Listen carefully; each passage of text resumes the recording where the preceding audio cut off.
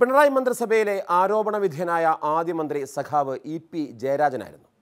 ചിറ്റപ്പൻ തന്നെ വിളവ് തിന്നുകയാണെന്ന് മുഖ്യമന്ത്രി അന്നേ സമ്മതിച്ചു. വേലി തന്നെ വിളവ് തിന്നുന്ന അത്തരമൊരവസ്ഥ നാടിനൊരു തരത്തിലും പൊറുപ്പിക്കാൻ കഴിയുന്നതല്ല. പൊറുക്കാൻ കഴിയാത്ത സ്വജനപക്ഷപാതം നടത്തിയ ചിറ്റപ്പനെതിരെ അങ്ങ് എന്ത് നടപടിയാണ് സ്വീകരിക്കുക? പാർട്ടി എന്ത് നടപടി സ്വീകരിക്കും? ഒരു സംശയമില്ല. ഇപ്പോൾ ഉയർന്നു വന്ന പ്രശ്നങ്ങൾ ഗൗരവമുള്ള പ്രശ്നങ്ങളാണ്.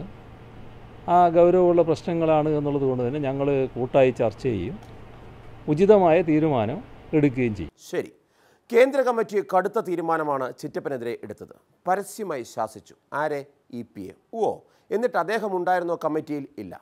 ബെസ്റ്റ് ശാസനം.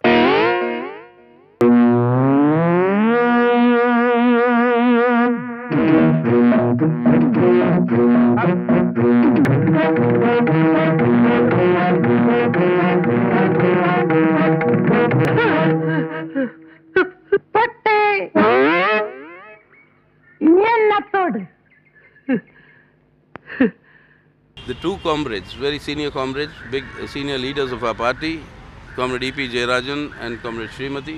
The Central Committee, on the basis of the Kerala State Committee's report and these letters by both these comrades, had decided to warn both these comrades.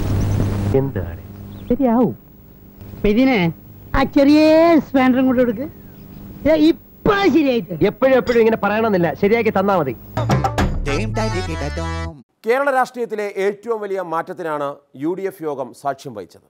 അതെ, അവർ ആ തീരുമാനം എടുത്തു. ഫോർവേഡ് ബ്ലോക്ക് ഇനി മുതൽ UDFിലുണ്ടാകും. അപ്പോൾ പ്രതിപക്ഷം കരുത്തരായി കഴിഞ്ഞ സ്ഥിതിക്ക് ഈ ആഴ്ചത്തെ അംഗം നിർത്തുന്നു.